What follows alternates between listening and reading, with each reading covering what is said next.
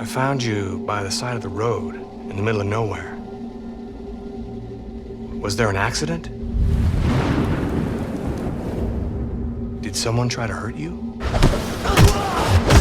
Is that recent? I know.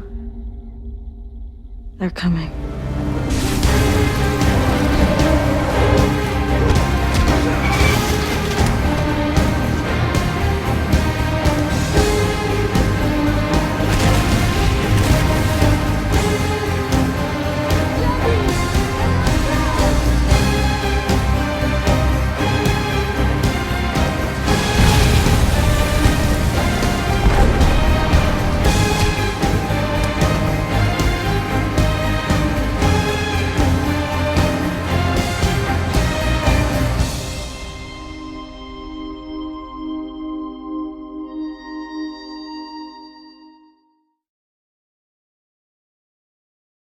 Hey everyone, it's Soul here, and welcome back to my YouTube channel.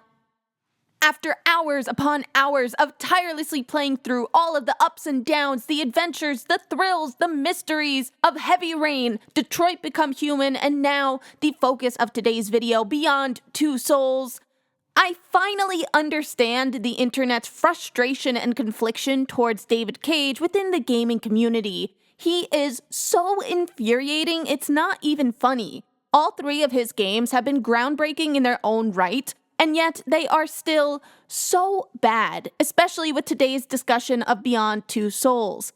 Out of all three of his games, Beyond Two Souls definitely has the most wasted potential in my opinion.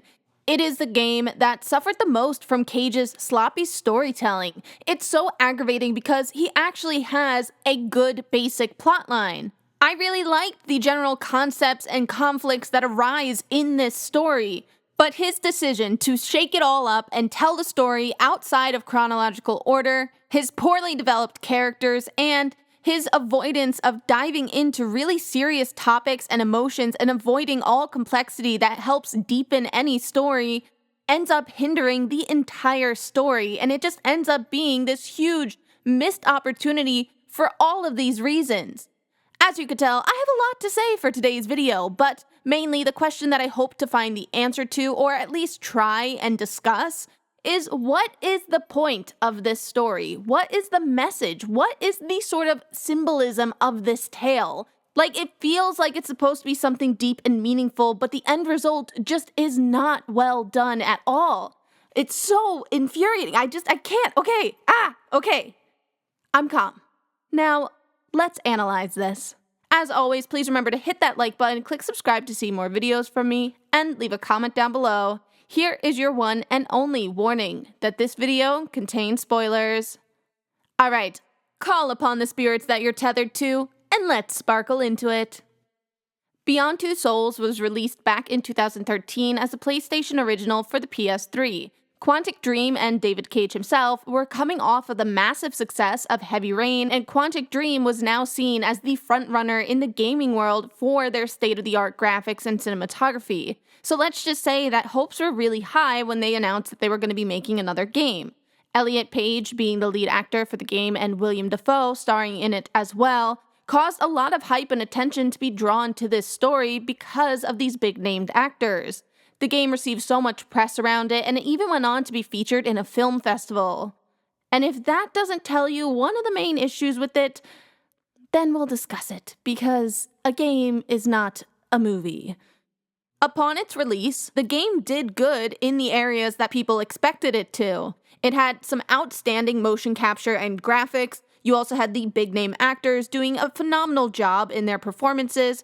I also really personally enjoyed the soundtrack. It was dramatic when it needed to be, it was emotional and heavy when it needed to be as well. But despite all of these superficial surface level things, the actual story itself, well, it kind of flopped. Big time.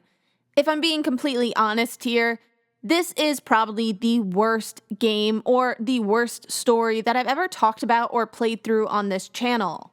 There was a moment where I actually really didn't want to continue playing the game, and quite frankly, if I didn't do the live streams, I probably wouldn't have finished this. This is probably one of those games that I would have started and just never finished because I just didn't like the beginning of this game. I did not like the whole first third of this game because I just felt so confused without an actual explanation for why I had to feel confused. There wasn't enough payoff for me to have that state of confusion, which just ended up causing me more frustration as I kept playing. It did not create a captivating story enough for me to actually genuinely connect and care with the character that would drive me forward through the narrative story. It was not an overall fun experience either because the mechanics of the game were so bad at times that it made it clunky and hard to enjoy even the action scenes. Which is crazy to think about because even though the game itself has become known as this sort of butterfly effect game, and the studio of Quantic Dream is known for that nowadays, the actual game is listed as an action-adventure game. It's an interactive drama and action game, and yet the mechanics and controls for the action elements are absolutely awful. And with the story never ever changing except for the two options that you get at the end of the game, it doesn't even come close to being a butterfly effect story. But as always, what is the actual story? What goes on in Beyond Two Souls? Well, in the game, we jump around and catch key points in the life of our main character, Jodie, played by Elliot Page. Jodie has an entity that's been attached to her since she was born, who she calls Aiden. Aiden allows her to use some of his special powers. He can shield her from bullets. He can allow her to sort of see through walls by seeing through him. Aiden can possess people to benefit Jodie and save her, as well as the people around her. Aiden can move objects, scare people, possess people. There's so much more things that he can do that make Jodie appear as if she has supernatural powers. So, as always with these supernatural children, Jodie is raised in a secret lab where she is tested and observed for her powers by the government under the care of Nathan Dawkins, who is played by William Dafoe. Dawkins, someone really owes someone a copyright check here. Like, I don't know who had these rights for Stranger Things, but like, there's a lot of similarities, okay? It's way too similar. And this is part of the reason why I feel that the game has so much wasted potential. I definitely think that if they polished the story up, it definitely could have achieved a lot more success and a much stronger fan base, similar to that of Stranger Things. Who knows? Maybe Stranger Things could have even been some sort of spin-off of Beyond Two Souls if David Cage was actually smart and polished the story instead of doing whatever the heck this is. But to come back from my quick tangent there, Nathan Dawkins and Cole, his assistant, are in many ways shown as Jodie's parental figures, despite all of their extreme experiments that they do on her. The game has a cringy amount of poorly written teen angst. And when you combine that with Jodie's sort of superpowers, you can actually go on to use Aiden for some pretty evil side quests. You're going too far! Before Jodie eventually goes on to get trained by the CIA. She's sent on a few missions, and then she is eventually sent on a mission to Somalia, where she meets a young boy who helps her in her journey before she ends up killing his father due to the state of her mission. She obviously didn't know it was his father, but this whole encounter with the young boy really affects Jodie, and when she finds out that the man she killed, the man that she thought was this dangerous warlord, turned out to be a democratically elected president of his country. He was the democratically elected president. Your point? We're not politicians. We had our orders. You knew I wouldn't have murdered him. So you lied to me. She gets mad at her current boss/boyfriend Ryan, who is the one that told her information before the mission. Jodie, feeling betrayed, ends up running away from the CIA, trying to flee with her life. But the government, being, well, the government, chases her down, and she is then seen killing so many agents and officers before she eventually winds up staying with a group of homeless people that she soon ends up having to leave because the government has tracked her down. She then goes on to wander into the desert. After a meaningless sort of spirit hunting scene, she returns to the lab to try and find her mother, her real mother, since the parents that we saw earlier were revealed to not be her birth parents. That's my lady! Bring her back! I changed my mind! She successfully reconnects with her mother in a sort of spirit medium. Once again, Stranger Things, why is this so similar? But Jodie is then captured when she goes to leave her mother's room by the SWAT team that's been tracking her across the country. Waking up in Nathan's brand new office, she's convinced to do one last mission for the CIA and take out the Infraworld portal, which, oh yeah, I forgot to tell you about the Infraworld. Well, it's kind of confusing, it's not really clarified too much, but it's where Aiden is from, and the US government kind of created a condenser to open what is essentially a portal to the other side, which, again, we don't really know what the other side is. And the first time they made this portal, it failed horribly with these sort of monsters coming out when Jodie was a young teenager. But as a way to sort of bargain for her current freedom at this point, she agrees to go on this mission with Ryan, her ex-boyfriend/boss, and they successfully destroy the portal that Kazakhstan has created into the Infraworld, which, by the way, Kazakhstan is not a real country. I can't tell if David Cage made a typo and just decided to roll with it, but the languages also don't line up either, so something here isn't really lining up culturally. David Cage, I think you need to check a map or something. I don't. It doesn't feel comfy. Something feels wrong here. But anyway, Jodie and Ryan and the team go on to destroy the Infraworld portal successfully and just barely escape with their lives. They arrive back successful in their journeys, but then Nathan decides to pull a complete 180, and he turns mad scientist, showing Jodie how he has trapped his dead daughter and wife in a sort of mini condenser because, surprise, surprise, the Infraworld is essentially the afterlife with a lot of other confusing things in it, but it's where all humans go, which is, I guess, the key part to remember. But Jodie leaves absolutely disgusted by Nathan at this revelation of him keeping them against their will in this sort of manufactured purgatory. On her way out of the lab, she gets caught by big government boss man, but don't worry because her ex-boyfriend/boss, or depending on this one dialogue scene 5 minutes before this section, your now current boyfriend/boss Ryan, will eventually come to save Jodie. But Nathan, going crazy over his grief, decides to drop the containment field, leaving the portal open for it to consume essentially the entire world. Jodie, Ryan, and Cole go on to destroy the portal, and Cole and Ryan can actually die here. They're sort of the only deaths that I feel have any sort of weight to them. But either way, Jodie goes on to close the portal, in which you learn that Aiden, the spirit attached to Jodie, is actually her stillborn twin brother. I'ma just let that sink in for a minute. The spirit Aiden that has been attached to Jodie, been with her through thick and thin, is her stillborn twin brother spirit. If I'm being perfectly honest, it's a little weird. Like, it doesn't really tie into the rest of the story. There's no true meaning behind this, which we will discuss a bit more in depth later on. But my biggest question right now, why is he a naked adult man? Like, get him some pants, please. Jodie is standing right in front of him having this emotional moment while staring straight at him. It's kind of weird. It's kind of gross. I don't love this plotline. I really don't like this revelation because there's no purpose behind it. I mean, yes, it does explain why he was getting a bit possessive over Jodie, but aside from that, it doesn't really relate to anything else that takes place in the story. And to make matters just a bit worse, nothing is really explained moving forward in the story either. You basically get to go on to choose to live or to move on into the Infraworld to essentially die. And if you have her choose to live, you then get to decide who she ends up living with. If it's Ryan, if it's Jay, who is another romantic option, or if it's with Tuesday and Stan, which are part of the homeless group that you meet earlier on, which I didn't really talk about because it's frankly not really important. And you can also actually have Jodie end up living alone, where she essentially just goes on her own, but aside from that, that's really it. Now, there is some sequel baiting, which I actually think the sequel baiting looks really cool. Like, that concept alone seems way cooler than this entire game, but of course it never saw the light of day. And it's also never really hinted at earlier throughout the first game, so it's kind of just a pointless last-minute clip.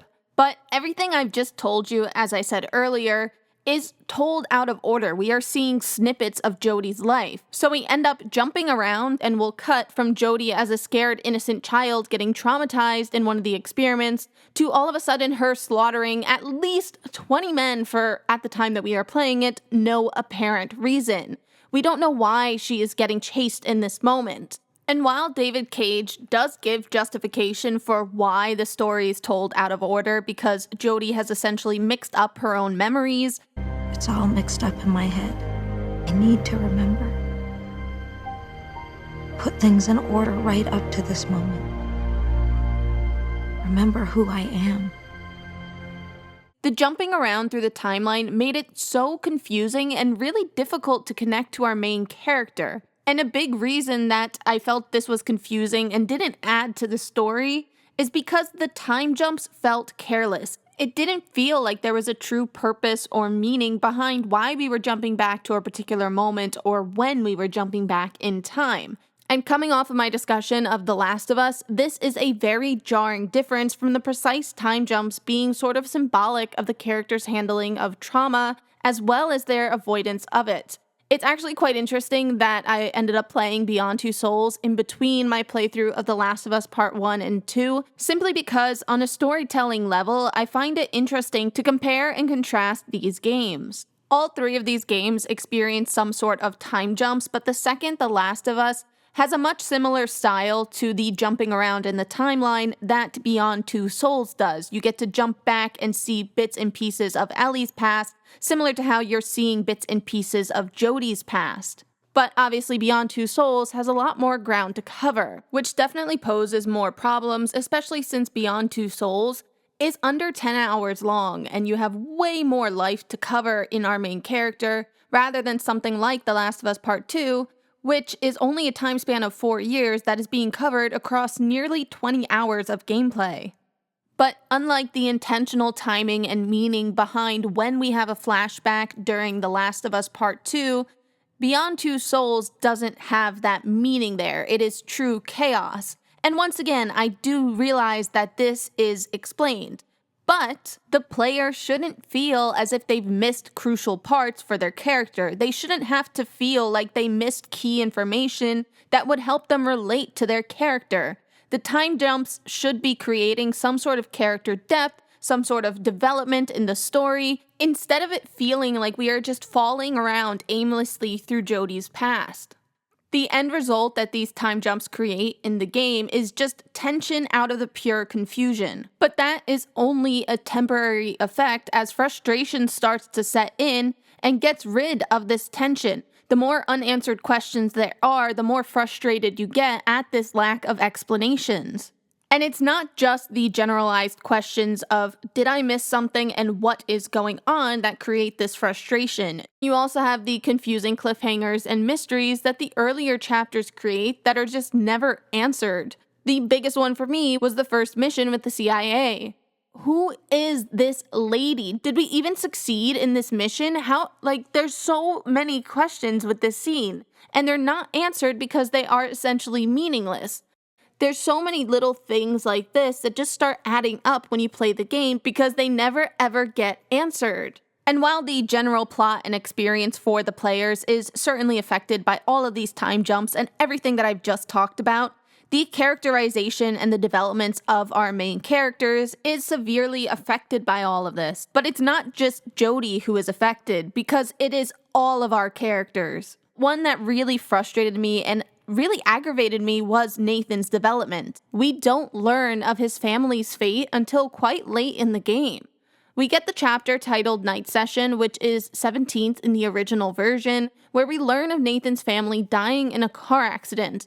But we are eventually rushed out of this section really quick. This chapter is like 5 minutes long, and that's if you actually go around looking for every little clue in detail. It's not a giant chapter. And the only thing that we really see and experience and learn of Nathan is that he was just in shock and disbelief over the current situation of losing his wife and daughter. The second half of this story, or rather the continuation if you were talking about this story in chronological order, would be the section that goes on to explain Nathan's entire character development and the justification for him all of a sudden turning evil, driven by his grief at the loss of his family. This moment, it doesn't come to us until right before the grand finale in a chapter titled Haunting, which is in the 23rd spot out of a grand total of 25 chapters. It just feels like such a late game switch up. Why not have this flashback happen earlier in order to create a feeling of mystery or something around this otherwise flat and simplistic character that is Nathan? There's so many ways they could have used this information to deepen his character. You could have used it as a way for Jodie and him to really bond and to strengthen that father-daughter relationship dynamic that they have hinted at and sort of established throughout the game. You could use it to create mystery and suspicion around Nathan's actions, so you, as the player, start to wonder, why is he treating Jodie this way and why is he doing these experiments? You could even go on to use it as a way to start showcasing and foreshadowing the eventual twist. You could show him getting angry because of his grief. There's so many ways showing this earlier in the story could have created a lot more depth to this one character. So why save it all the way until the end where it does absolutely nothing for what is our second major character in the entire game? It solely acts as a plot service to get to the desired ending, and it's frankly not even a shocking twist because Willem Dafoe has sort of become known as someone who always plays a villain. And I think that the reason I get so frustrated by them letting down Nathan's character this much and not diving into the complexity of his personality and his struggles with grief is because he is a lot more relatable due to this situation. He is someone that I feel you should be having some sort of sympathy and empathy for. I mean, that is in many ways why he gets that happy ending. The writers want you to feel bad for him and see that he lost himself in his grief, and that wasn't his true personality, but a byproduct of his struggles of grief and his mental health after losing his family. But because they never dive into the complexities of this tough emotion that so many people out there playing this game can probably sadly relate to, it doesn't portray that nuance to this situation, and it kind of leaves you wondering why he got such a happy ending and that his family just forgives him in a heartbeat the second he moves on into the infraworld. I also feel like them holding back from showcasing Nathan's struggles earlier affected his and Jodie's relationship, especially in regards to the ending. Jodie is witnessing Nathan, who is her father figure, essentially die right in front of her in a very traumatic way, and yet it's brushed over. It has no impact on Jodie and therefore no impact on the character aside from the question I already stated. But if they would have showed more of Nathan's flashbacks earlier and would have strengthened their already hinted at and suggested father-daughter relationship and strengthened that to the max, then I think this ending of Nathan's story would be 10 times more impactful and meaningful to us as players. But at the end of the day, Nathan's character just fell flat, and just again, with this whole game, feels like a wasted chance and wasted opportunity.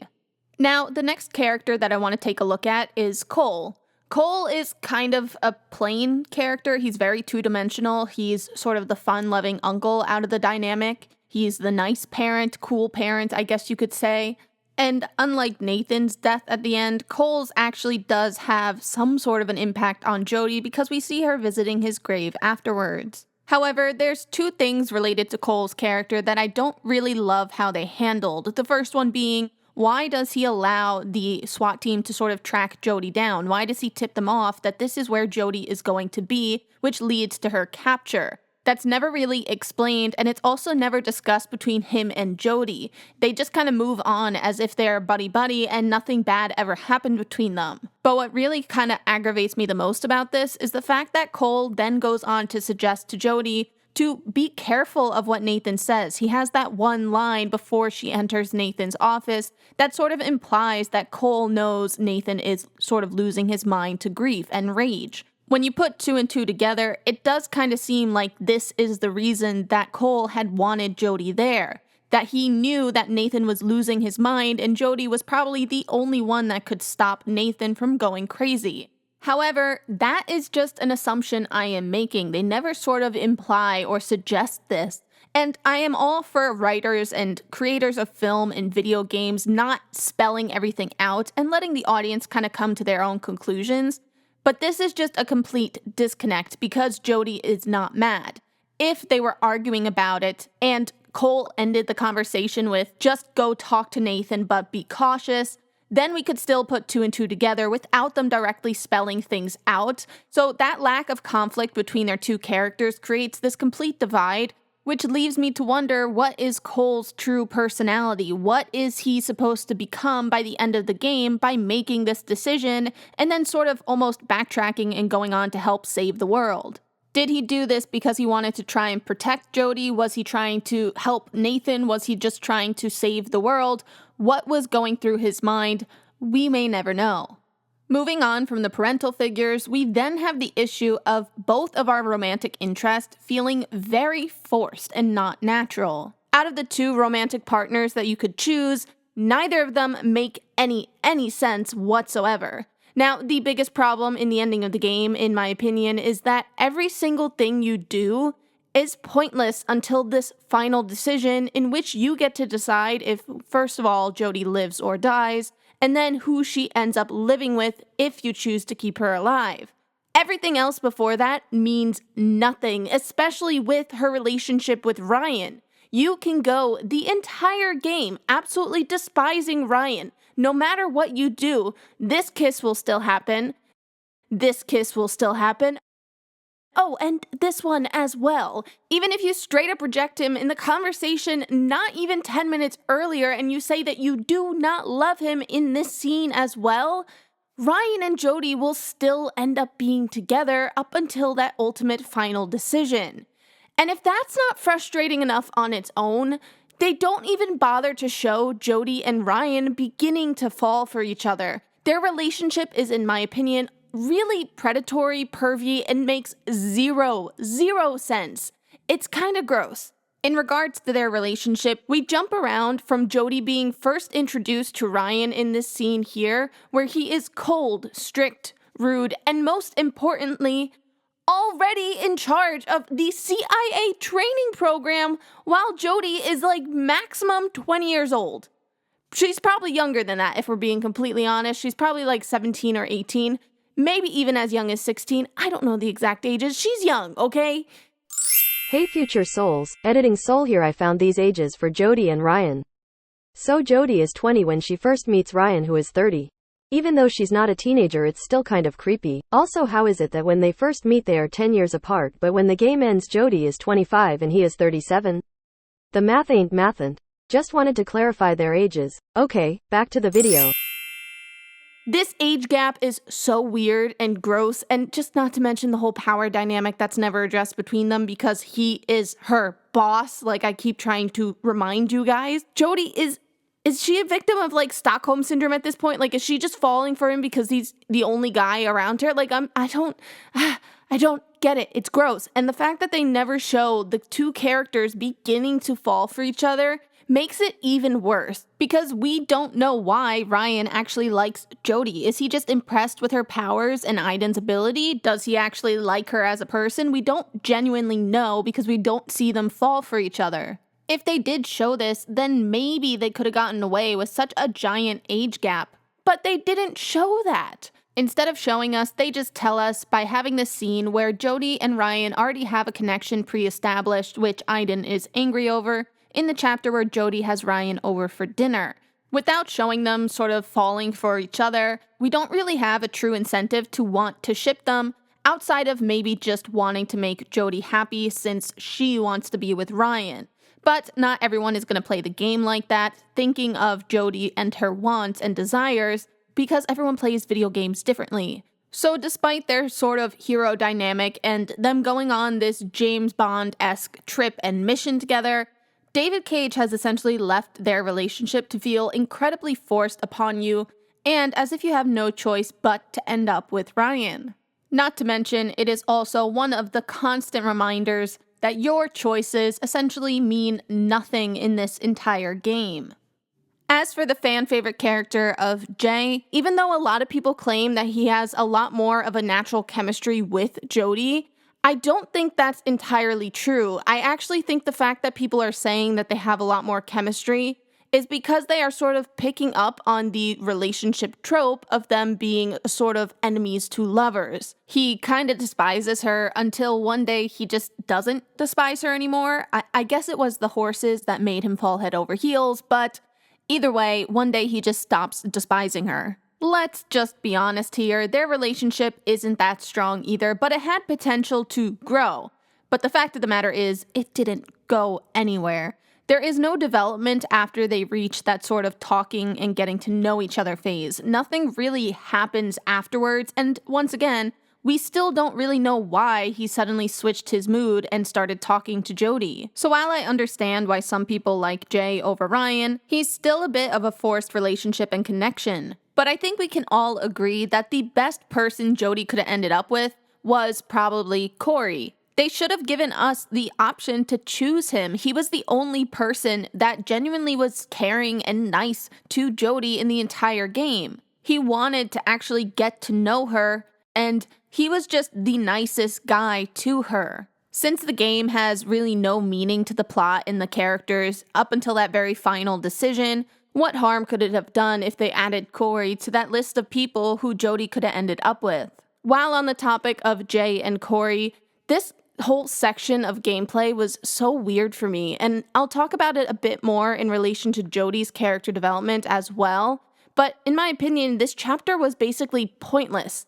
It had a cool concept, sure, if you can ignore the blatant ideas of the white savior complex that is occurring in this plot, but the general idea, in my opinion, of Jodie having to go and hunt and put a spirit back into the infraworld, or I guess maybe spirit is the wrong word because we still don't know what these fish creature monster thingies are exactly.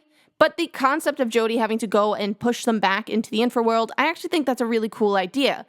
I almost wonder what a whole game would look like if Jodie was just going around essentially ghost hunting and solving all these monster spirit problems by pushing them into the infraworld with the help of Aiden. I like this concept, and I like the sort of interactive action sequences and sort of mystery around it, but the most frustrating part about this whole section is that the deaths of Paul and Shimasani have no weight to them. They have no impact on the plot, and when looking at this game in general as a butterfly effect game, this game is just so incredibly disappointing. It almost feels like when it comes to the death of all the characters in this game, Jodie is just going around collecting little trophies to look at in her final decision to live or to die. Because that's really the only impact these people have on the game if they do die. Nothing with the plot changes, no matter if you save them or not. Jodie will still head back to the lab to look for her mother, and everything will stay the same. You will essentially get the exact same ending whether they live or die. And it's just incredibly disappointing. In relation to the ending of the game, you also have the option to choose for Jodie to go and live with Stan, Tuesday, Zoe, and the other homeless members as well if you got them safely out of the fire. It's probably the happiest ending. I think many people who have played this game can agree, but it's also just a bit more disappointing since the sequel baiting is a lot stronger since you're encountering Zoe, Tuesday's daughter, who ends up fighting alongside Jodie in this sort of post-apocalyptic infraworld battle. But as a whole, I guess this would be the best ending since you don't have to fall into the sort of trap of the forced romantic relationships. As for the ending in which Jodie ends up alone, again, it's a solid ending, but it's a bit heavy on the sort of sequel baiting which never comes around. Also, I just have to say, David Cage really loves the rain effect, doesn't he? So without further ado, let's take some time to focus in on our main character of Jodie. In my opinion, Jodie is a pretty boring character. There's sadly not much depth to her, and I think the way that they've set up this game, jumping back and forth between controlling Aiden and controlling Jodie, actually made us really distant from Jodie, which I don't think was their intention at all, but was sadly the end result. Throughout the game, you're supposed to feel bad for Jodie. You're supposed to have some sort of empathy for her as you're watching her get bullied, you're watching her go through this really rough childhood with parents that really aren't the nicest to her. You're watching her go through all these experiments, getting beat up by thugs at a bar. You're watching all these things happen that you're supposed to feel bad for her. But I think because you're controlling Aiden, that takes away a lot of that sympathy and empathy that you would have for her because you're too busy playing as Aiden in these crucial moments. You're messing around. You can have quite a lot of fun doing all these crazy stuff as Aiden to sort of get revenge that you kind of create a distance to your connection to Jodie. This kind of particular situation where it's a really traumatic moment for Jodie that gets overshadowed by Aiden happens really early on in the chapter titled The Experiment, which is actually the second chapter that us as players get to experience. We're watching Jodie go through this test as you are learning to control Aiden, and it's supposed to be this really traumatic moment for Jodie. She gets locked in the room, Aiden is over there potentially killing a person, but because we are controlling Aiden, it feels less traumatic. It doesn't feel like we are experiencing this trauma as Jodie. We are obviously the ones controlling Aiden, inhibiting and enacting on this traumatic event that causes Jodie a lot of struggles and issues in relation to her learning to control and converse with Aiden. So whenever these situations happen, it really takes away from that personal connection that we should be having with Jodie, who is, at the end of the day, our main character. And I think this is part of the reason why Jodie is a very hard character to relate to and connect to throughout the game, because these traumatic moments are really her only personality trait. They're the sort of only thing that we see her struggle with going forward until we get to these sort of relationship issues later on. I can't help but wonder if it would have been a lot more beneficial to Jodie's character development if we never played as Aiden. But that's a bit of a tricky situation because the game is called Beyond Two Souls, which is obviously representing Jodie and Aiden's connection. So the game is made purposely to have you go back and forth between Jodie and Aiden. But I definitely think that the timing of when we play as Aiden negatively impacted us as players' connection to that of Jodie.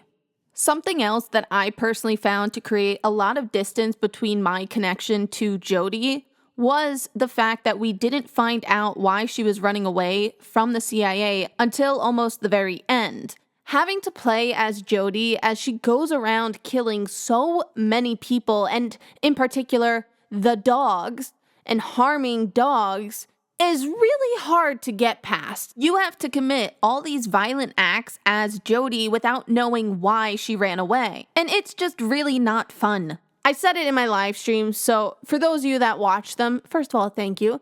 And this section will be a bit repetitive, but dogs in film have a really strong message to them. If you are seen harming a dog, and in particular killing a dog on screen in film, television, video games, there has to be some sort of lesson or message behind it.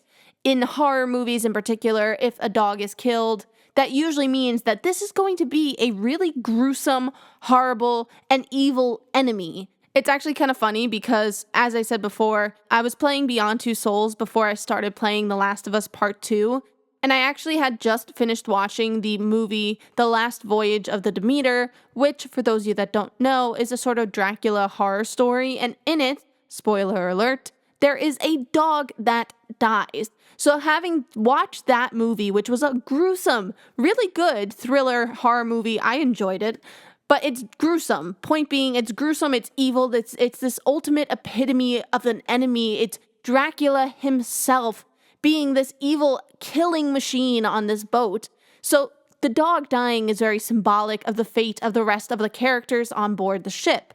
Obviously, in The Last of Us Part 2, we will be discussing The Last of Us Part 2 in its own discussion video once we finish playing the game, but the dogs have a meaning. The fact that you as Ellie have to go around and encounter these dogs, which, yes, you can try and avoid killing, but ultimately will probably have to kill at one point or another, it says something about the state of this post-apocalyptic world. But in Beyond Two Souls, well, it's kind of meaningless. It's just there for shock value, and in my opinion, it kind of paints Jodie in a really bad light. She has all of these supernatural powers through the help of Aiden, and she still has to hurt dogs. Why can't she use her sort of shield powers here? Why can't she use Aiden's help? Can't Aiden sort of push the dog out of the way? Like, why does she have to fight these dogs? I just don't get it, especially because, like I said, they have such deep meaning in television and film, so why be careless and just use them as shock factor in this game? Especially when it just takes away from my liking of Jodie as our main character. To make matters worse, the justification behind her running away from the CIA, I don't really think it's that justified. I actually don't think this is a strong enough reason to garner this chaotic, deadly reaction out of Jodie. The idea of Jodie suddenly having this realization that the CIA is using her it feels very delayed to me. She's been in the CIA for at least 2 years, possibly 3 or 4 years at that. And the fact that she just now realizes that they tricked her just to use her powers is shocking to me. Now, I understand that she is supposed to be this naive and sheltered character, but I'm really just not buying this as the justification for everything that comes afterwards. I almost thought they would play into the emotional ties a lot more, with either Ryan or Nathan betraying Jodie and using her for her powers against her will. Her argument on the flight with Ryan kind of feels like just a petty relationship argument rather than something major and massive. I understand that Jodie is feeling guilty, especially in relation to killing Salim's father, and I also understand that she feels tricked by Ryan because to some degree he did trick her, but it just didn't feel as big of a moment and realization to cause everything that came afterwards. Maybe the scene itself just needed a lot more back and forth and higher levels of anger and argument in their dialogue, but something definitely felt missing from this entire scene and revelation. It did not feel big enough. Maybe we needed more of a focus on Jodie's emotions. Maybe we needed a more explosive argument. Or maybe if her and Ryan had a really strong established relationship, this would have the impact that they were looking for. But all I know is that it did not feel like enough payoff and justification by the end of it. Now, I had mentioned I'd talk about the chapter Navajo in relation to Jodie's character development, so let's discuss. The chapter is sort of made out to be this big moment in Jodie's character development. It's the moment that she says, I can't keep running, I need to go back, I need to find my mom, I need to confront my problems. And it's interesting to me because looking purely at the plot, it makes sense. She's sort of hunting down the spirit that has been ignored by Jay and Shimasani and Paul and all of their ancestors for years and years and years. They just keep hunkering down every single night and ignoring the source of the problem instead of taking action and facing it head on. That is the sort of message of this section where Jodie is facing all of this essentially alone. But the end result of this whole section is just that Jodie is sent on a different path, a path that leads her back home, instead of us seeing some sort of internal struggle of Jodie being torn between continuing to run away or changing her mind and growing as a person and facing her fears and facing the past. That internal struggle that would help develop her character is entirely missing. It doesn't seem to change Jodie as an actual person. It also, oddly enough, ends up feeling just a bit like an ego boost. Like, it kind of feels like she gets the confidence after defeating this spirit that she can fight this and she should go back and actually fight to find her mother. The white savior complex also does not help with Jodie's character development either. I feel like it would be more beneficial if Jodie just watched this family fight the spirit themselves. I almost think if she was to have witnessed Jay or Corey or Paul or Shimasani actually fight the spirit, sacrificing their life in this heroic nature instead of Jodie being the one to sort of gather up the motivation to fight against this spirit, that sort of encouragement and Jodie witnessing this incredible moment that goes on to inspire her to return home, I feel like that would just have a bit more of an impact instead of her being the sort of ringleader that gets them to fight back. So without her actual personality changing after this chapter and the whole events ending up feeling just a bit of an ego boost to encourage her to go back home, this chapter just kind of feels meaningless. And also, you combine that with the lack of the romantic connection and chemistry and events. Yeah, it's not the strongest chapter, especially since it's made out to be this huge moment. It just definitely falls short of that. In relation to the whole idea of Jodie essentially wanting to move on into the beyond and die in the real world, I think the concept is actually very fitting, but it wasn't played into nearly enough for such a serious topic. I wish that they almost used Aiden or the Infraworld in Jodie's dreams or visions as a sort of way to pull her to the other side. I really liked the ending where you see her torn between two worlds. She's in between the Infraworld and the real world, and she gets to choose. Well, you as the player get to choose. I wish that sort of mentality and idea of her being in this middle realm, this sort of in-between area of the two worlds, was played into a lot more. I think having her sort of feel this pull to the other side could have been a really interesting take on what is such a serious topic, whereas right now they're just kind of using it for shock value.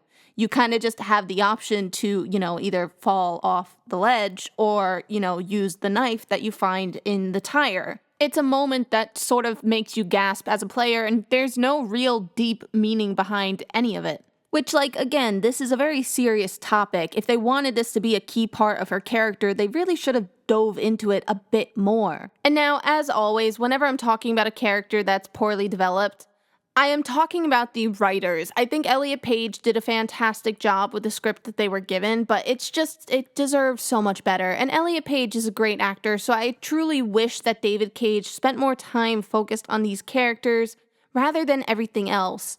Now, this game itself was heavily advertised as a butterfly effect game, and as I've already said, that is just not true. As someone who to date has played way more branching storyline games than any other ones on this channel, I do not claim this into the group of butterfly effect games, okay? This game is not anything that is even close, okay? It is the most glorified movie experience that you can get.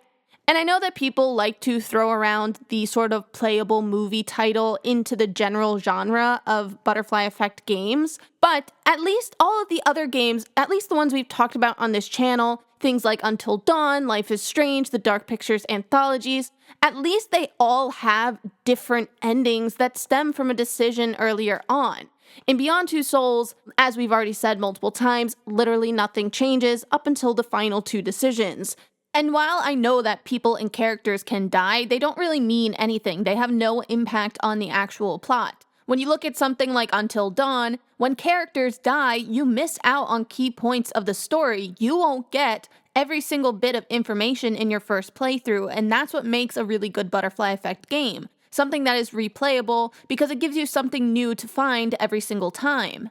But in Beyond Two Souls, you learn everything in your first playthrough. There is no reason to replay it at all. I will also say, while on the topic of the butterfly effects, I'm so disappointed that they didn't use the time jumps to create a different pathway in the story. I don't think there's really been a butterfly effect story to actually use time jumps to this extreme. I mean, Life is Strange did use time jumps as part of their story, but they didn't really change depending on your pathway. It was, once again, sort of only the ending.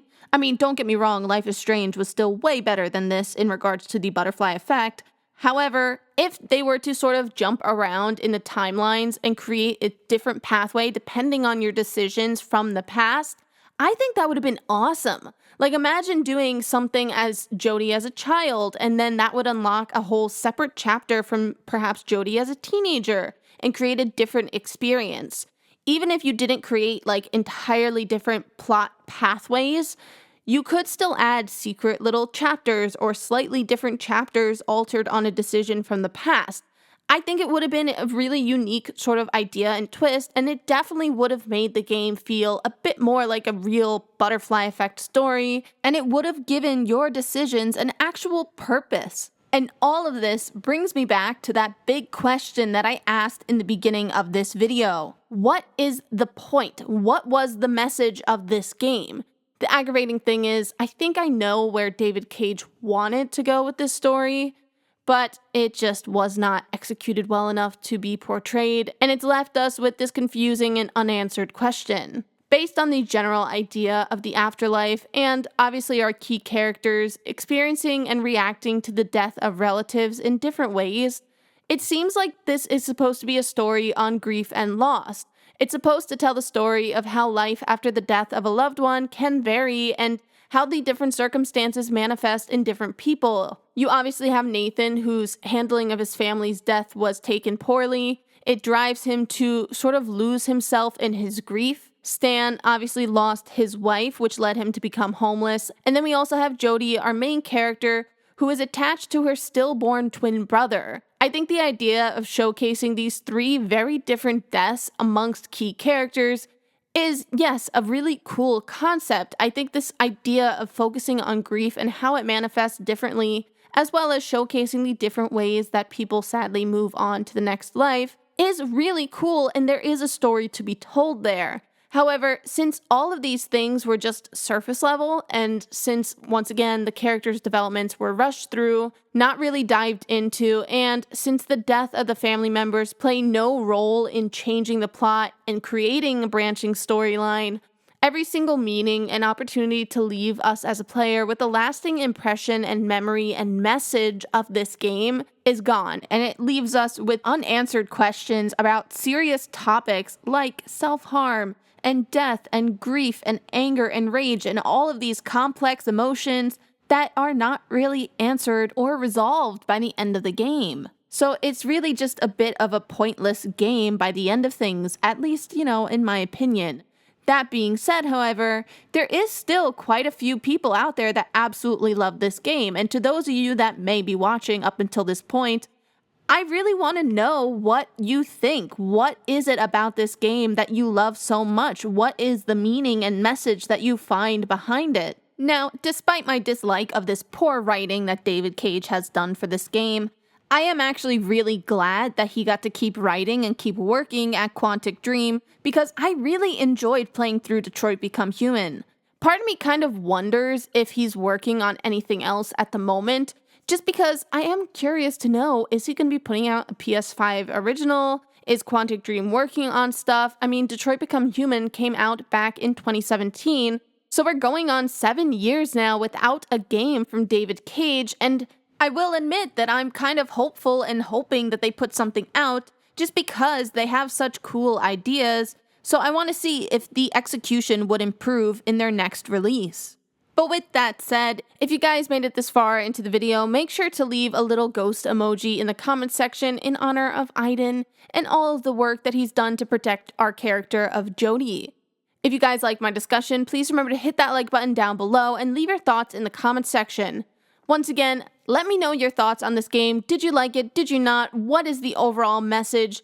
Let me know down below because I want to hear what people have to say. I'm genuinely curious about this one just because it's gotten so many mixed reviews. While you're down there though, please remember to click subscribe to see more videos from me and turn on notifications if you want to be notified whenever I post a new video. Thanks for watching everyone, and I will see you future souls next time. Bye guys!